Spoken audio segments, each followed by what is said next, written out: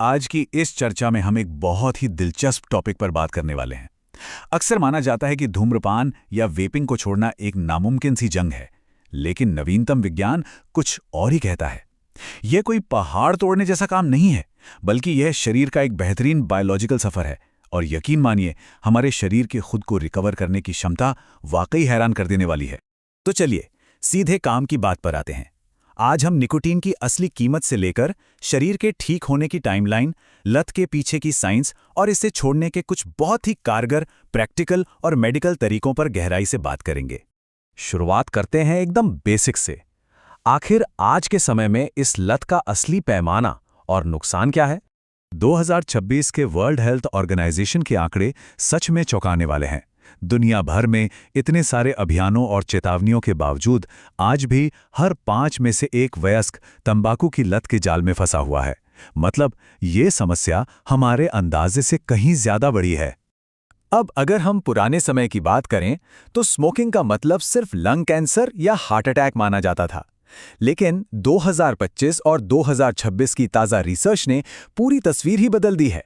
अब इसे मौत के 23 अलग-अलग कारणों से जोड़ा जा चुका है, और तो और इसमें डिमेंशिया का खतरा 60% तक बढ़ जाना और बांझपन जैसी गंभीर समस्याएं भी शामिल हैं।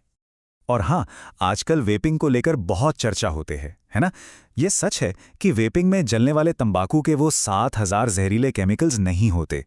लेकिन ठहरिए, नया डेटा एक बहुत ही खतरनाक ट्रेंड की तरफ इशारा करता है। जो लोग सिगरेट और वेपिंग दोनों का एक साथ इस्तेमाल करते हैं, उनका कार्डियोवैस्कुलर यानी दिल का नुकसान सिर्फ सिगरेट पीने वालों के बराबर या उससे भी कहीं ज्यादा होता है। लेकिन यहाँ सब कुछ डरावना नहीं है।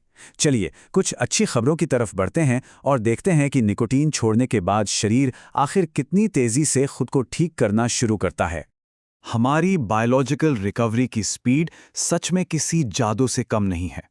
आखिरी सिगरेट बुझाने के सिर्फ 20 मिनट के अंदर हार्ट रेट नॉर्मल होने लगती है।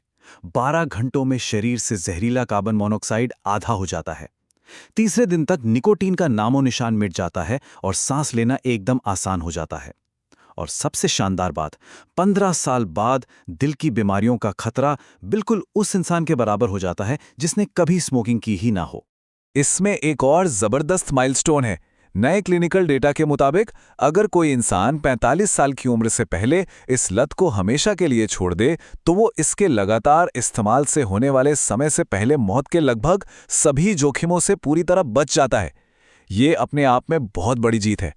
तो अगर शरीर इतनी जल्दी ठीक हो सकता है, तो आखिर इसे छोड़ना इतना मुश्किल क्यों है? चलिए इसके पीछे के न्यूरोसाइंस को समझते हैं। कड़वी सच्चाई ये है कि बिना किसी मदद के अचानक सिगरेट छोड़ने का फैसला, जिसे अक्सर कोल्ड टर्की कहते हैं, ज्यादातर मामलों में फेल हो जाता है। इसका सक्सेस रेट सिर्फ 5% है। बाकी 95% लोग पहले ही साल में, और सच कहें तो अक्सर पहले ही हफ्ते में हार मान लेते हैं और वापस उसी लत का शिकार हो जाते हैं। अब इसे किसी की कमजोरी या इच्छा शक्ति की कमी मत मानिए। ये पूरी तरह से बायोलॉजी का खेल है। होता क्या है कि निकोटीन हमारे दिमाग के मेसोलिम्बिक रिवॉर्ड पाथवे को पूरी तरह से हाईजैक कर लेता है और ढेर सारा डोपामाइन रिलीज करता है।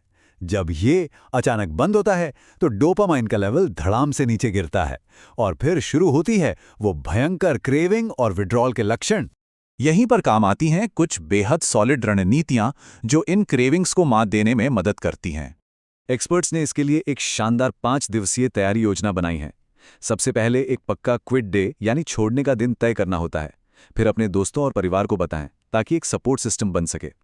इसके बाद उन ट्रिगर्स को पहचानना है जो स्मोकिंग की याद दिलाते हैं। और हाँ, घर और कपड़ों की अच्छे से सफाई करके लाइटर या सिगरेट जैसी हर चीज को बाहर फेंक देना बहुत जरूरी है, ताकि लालच का कोई भी भौतिक निशान ना बचे। आमतौर पर तीसरे दिन क्रेविंग सबसे ज्यादा परेशान करती है। इसे पार करने के लिए मेडिकल प्रोफेशनल्स 5D तकनीक का इस्तेमाल करने की सलाह देते हैं। पहला है डिले, मतलब तलब लगने पर बस 3 से 5 मिनट का इंतजार। दूसरा, डीप ब्रीदिंग से नर्वस सिस्टम को रिलैक्स करना। तीसरा, ड्रिंक वाटर यानी धीरे धीरे पानी पीना। चौथा है डू समथिंग एल्स, कुछ और काम करके अपना ध्यान भटकाना।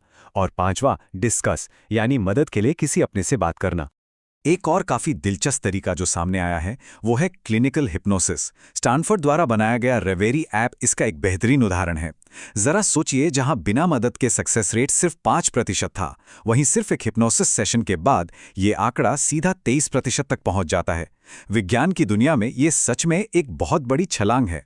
बिहेवियरल तरीकों के अलावा मेडिकल साइंस ने भी अब ऐसे बेहतरीन औषधीय उपाय खोज निकाले हैं जो इस बायोलॉजिकल विड्रॉल गैप को आसानी से भर सकते हैं। मिसाल के तौर पर ब्यूप्रोपियन जैसी प्रिस्क्रिप्शन दवाएं। कमाल की बात यह है कि इनमें निकोटीन बिल्कुल नहीं होता। ये सीधा दिमाग में जाकर डोपामाइन के लेवल को सुरक्षित तरीके से बढ़ा देती हैं। डोपामाइन बैलेंस रहने से विड्रॉल का दर्द महसूस ही नहीं होता और इसी वजह से सफलता की दर 5% से उछलकर सीधे 20% हो जाती है।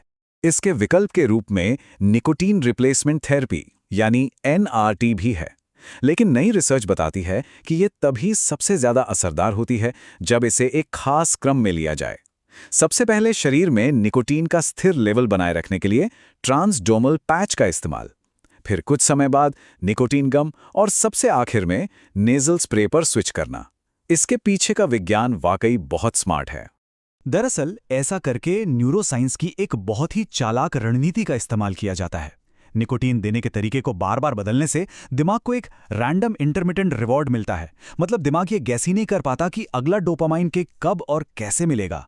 इससे पूरा सिस्टम जानबूझकर असंतुलित हो जाता है और लत की वो मजबूत जंजीरें धीरे धीरे टूटने लगती हैं। तो ये पूरी चर्चा हमें एक बहुत ही स्पष्ट नतीजे पर लाती है। विज्ञान साबित कर चुका है कि निकोटीन छोड़ने के सिर्फ 20 मिनट बाद ही शरीर खुद को हील करना शुरू कर देता है। अब हमारे पास इसे समझने के लिए न्यूरोसाइंस भी है और मदद के लिए कई शानदार टूल्स भी। तो ऐसे में सवाल यह है कि लोग अपने खुद के बायोलॉजिकल भविष्य को फिर से लिखने के लिए इन वैज्ञानिक चमत्कारों का इस्तेमाल किस तरह से करेंगे। इसी सोचने पर मजबूर कर देने वाले सवाल के साथ हम आज की इस चर्चा को यहीं समाप्त करते हैं।